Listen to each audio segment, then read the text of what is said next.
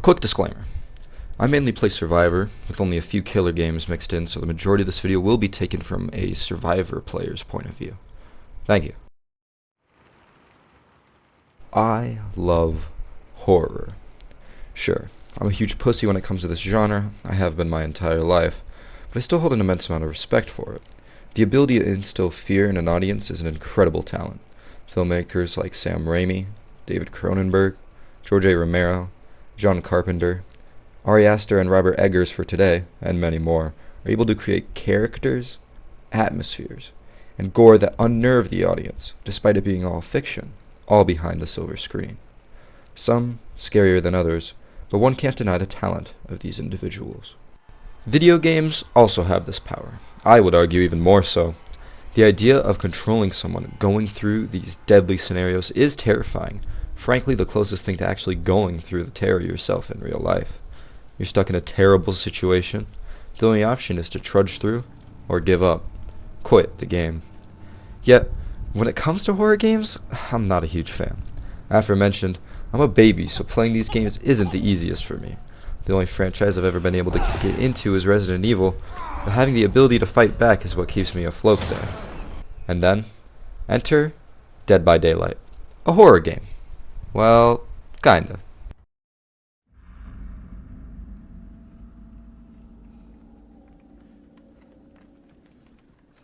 As cliche as the saying is, this game is pretty simplistic on the surface, but difficult to fully master. Essentially, 4 players, or survivors, go around and repair generators together in an attempt to escape from a player-controlled killer before they all die. Repairing generators is as easy as holding on to R1 with occasional skill checks, pressing L1 within the highlighted area. Actions such as failing skill checks, doing actions quickly, and interacting with various objects around the map create a notification for the killer to help them in their hunt. Survivors and killers can bring perks and items to raise their chances, using the in-game currency, blood points, to gain more of these advantages. After 5 generators are fully completed, exits become unlocked and the survivors are able to escape, ending the game, or the killer kills all of the survivors. That's it. The gameplay for survivors works really well alongside the killers. Survivors play in the third person, killers in the first, allowing survivors a bit of an edge when it comes to hiding. The killers can set up certain perks that give them an advantage around the map in one of 5 locations, but the survivors can remove it from the game if they're able to find it. Survivors can run, but they leave behind scratch marks that can be tracked.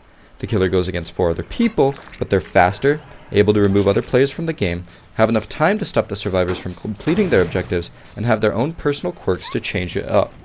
Killer is obviously the harder role to pull off because not only does everyone else's enjoyment rely on you, but you're a one-man army. Scummy, or new players will get hate mail and ruin others' fun, which I must admit I have indulged in as a new killer or out of rage. It's annoying to get this on the survivor side, but one has to understand that, well, survivors are annoying. Playing as a survivor is more of a cooperative experience and can vary depending on one's teammates. Both sides, though, are still fun to play and well fleshed out, both offering different styles of play. Dead by Daylight is, for the most part, pretty good. Why? Why not? I'll elaborate and go over the following points one by one. She went into the basement! You can be so dumb. There's a pallet! There's a Bitch! pallet. Sugma! Oops! This game, as a wise man once said, is baller. There's nothing like hopping on with a few friends and trying to escape certain death with one another. Marcos, I found Hatch. Can you die? I'm on it. It's rewarding to prestige and then work one's way back up to their previous level as well, getting better rewards as you go. It's a blast. He went back towards See you. you, Marcos. I got...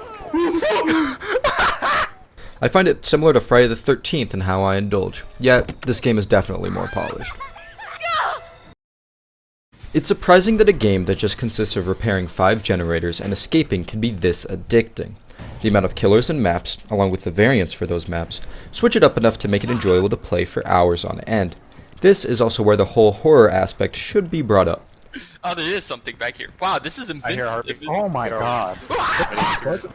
Jonathan, are you in the basement? It's terrifying when you're the last alive and you hear that heartbeat, or you can see both of your buddies hooked in the basement.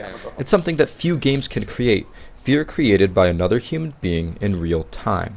Not just a game developer with years of experience in that field, but also a 14-year-old named Troy whose brother loves Dead by Daylight, or a stay-at-home mom with some time on her hands, or a dog with the ability to complete human tasks. It's not heart-collapsing spooky like so many other titles, as it depends on another human being for the scares, and the ability to see all of your surroundings most of the time due to the third-person perspective, but it does horror in another way that's still admirable. I'll call. Jordan, get on. God damn it! No! No! As said before, the balance between killer and survivors is fair. Some ultra-rare add-ons / offerings can make it excruciating for either side. Mores can lead to pissed-off survivors, and a key can end the game early. It's still fair as these items can be taken away when used incorrectly or used in general, but they can still be a pain. And when going against a full survivor team equipped with flashlights and such, it could be, yet again, excruciating. But recently, with the nerf to survivors when it comes to loops and insta-heals, I think it's decently balanced, and it seems like it's going in the direction of being more so. Disclaimer, as said before, I'm mainly a survivor player and I just absolutely blows killers, so the likelihood of this game not being balanced at all is a possibility, but for the time being I think I just suck at killers, so I can't do anything, and maybe I'm also just a shit survivor, so it feels balanced, but yeah, hugs and kisses from me, mwah. One of the positives of Dead by Daylight definitely has to be its diverse cast. There's lots of killers and lots of survivors. And the killers are pretty dope, so let's go through them one by one. Trapper. Pretty basic, but effective. Avoiding traps adds another layer of difficulty, being able to disarm them and having a very little chance of escaping, but still a chance. Makes sense and it just works. Good. Wraith. Awesome, honestly. I hate playing against Wraiths, but it's a super cool design with invisibility, and a bell goes off when it happens, so it's easy to notice. Fair for both sides. Great. Hillbilly. He's okay. The chainsaw is cool and all, but it's way too easy to dodge at times, and when you do get hit by it, it feels shitty. Others will just spam it, which also just feels unfair. Not a fan. Nurse.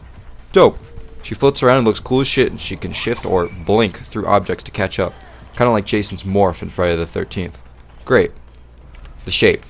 Halloween is an awesome movie. The Shape is pretty awesome. Obviously the design is good, and the tier system is fair too if you know how to counter it. Good. Hag.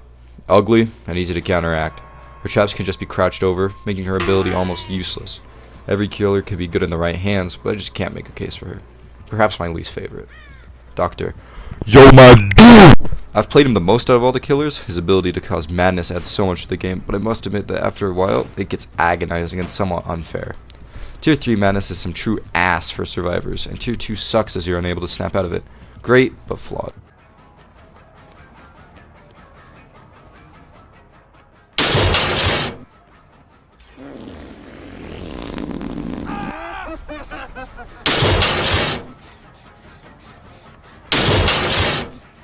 Huntress. Love the design, love the humming, mixed about the hatchets. They're cool. The projectile is cool. The add-on for one-hit hatchet is pretty dick though, especially when paired with the add-on to have 3 of them at a time. Great, but flawed again. Cannibal. Barbecue and chili. A pretty OP perk that allows you to see every survivor for a few seconds after a successful hook. I'm not a Texas Chainsaw Massacre kind of guy, so he's not my favorite by design. And whenever I play against him, it doesn't feel that stressful. Probably my least favorite licensed killer. Nightmare. The sleep concept is effective, it does create a sense of urgency, and might allow for the scariest atmosphere in the game. But I never get too scared here, the timer is so quick, it's usually best to not bother with waking up. Alright. Pig. The stations around the map with the use of head traps from the Saw films makes this killer super damn cool. Other than that though, she's pretty standard. Alright. Clown. Haven't had a single good experience here and I've barely played against him. Both that I've played against just face camped in at least some degree. The throwing ability is pretty lame, and he doesn't have a design that elevates him up. My least favorite, most likely. Spirit. Creepy as fuck, but just another invisible killer. The idea of the phase world, or spirit world, is pretty cool though. Alright. Legion. The character I bought. I hate playing against him. I am not too good at playing with him. Frenzy is a great gimmick, but I'm just a bad killer. Cool, but annoying. Plague. Fuck the Plague. God, I hate her.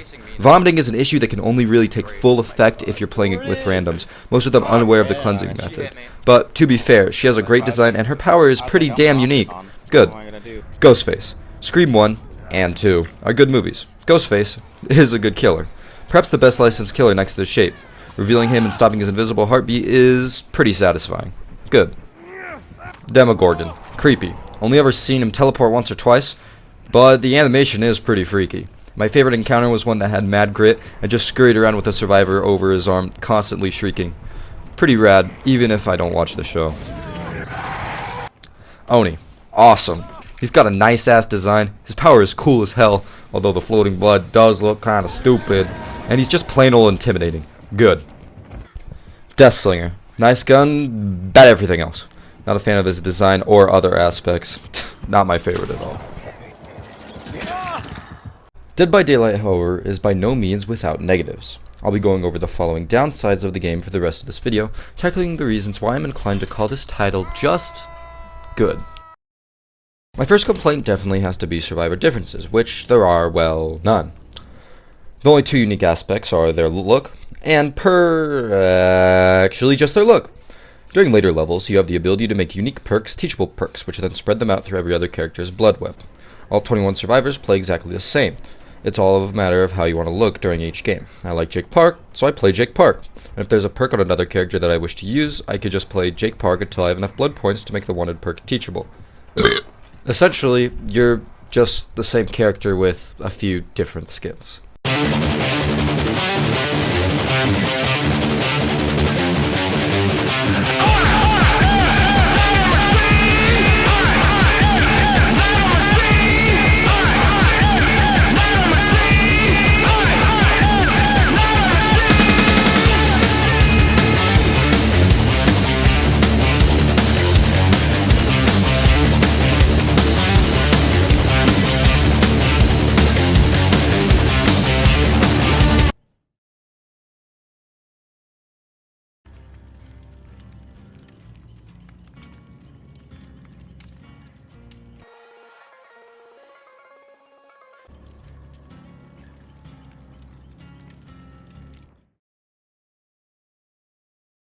Dead by Daylight's ranking system is incredibly flawed.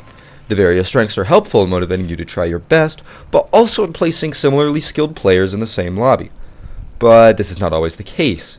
Occasionally, high-rank killers can be pitted against low-rank survivors and vice versa. This could happen due to a very high-rank survivor playing with a bunch of low ranks, but when you're a rank 15 killer going against a rank 1, it's like building a sandcastle in a kiddie park and having other kids try to destroy it, but Joe, Mo, and Bo brought their big sibling Poe who has a sandlust for creativity. It makes games infuriating for the losing side, and it really tests you. Randoms in any game can be a negative with no fault of the developer. Yet, in Dead by Daylight, the lack of a voice chat in-game, proximity or not, is terrible. Only being able to communicate through crouches and the vertical D-pad buttons isn't enough to prevent bad unhooks, badly timed heals, and that you see the killer in the distance. Most people have an idea of what they're doing, but at other times, they don't. And there are a lot of shitheads out there, and I'm embarrassed to admit that I've been one here and there. Playing with friends is sometimes a necessity because at least you can yell at them, but there are occasional good randoms that make a game unexpectedly fun. I didn't originally notice the faulty hitboxes despite a few how the fuck did that hit me's here and there, but my friends pointed it out and I started looking out for it more. They can be pretty damn bad. Lunges that shouldn't hit, vaults that should work, don't work, etc.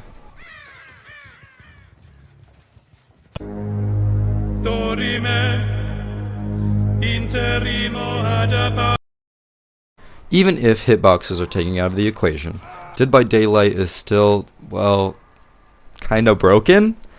Originally, there was a section in the positive category about there being very little bugs and glitches, but as I put more and more hours into the title, the mess-ups just continued to pile up.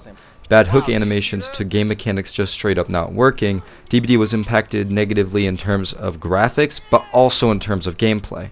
And, well, there's also this clip, which has to be the biggest failing of them all. Marco's the biggest Coldplay fan I know. I can't go 5 minutes without... Can you hear Coldplay?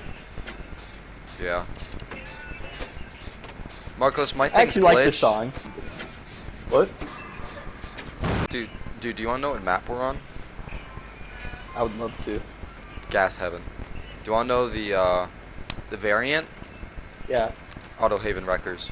Do you wanna know how far I am into cleansing this totem? You don't know. I have no idea. Fuck.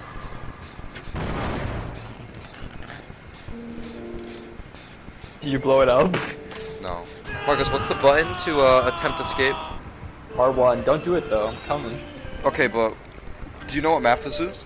And which variant? Because I know. Dead by Daylight is good. Hopping on with a few friends in the middle of the night or day is fun as hell. Yelling at each other over generators or hearing them scream due to being surprised, it's all in good fun. Trying to save those you care about and escape as a team. It's giving me countless hours of fun unlike a lot of other multiplayer games.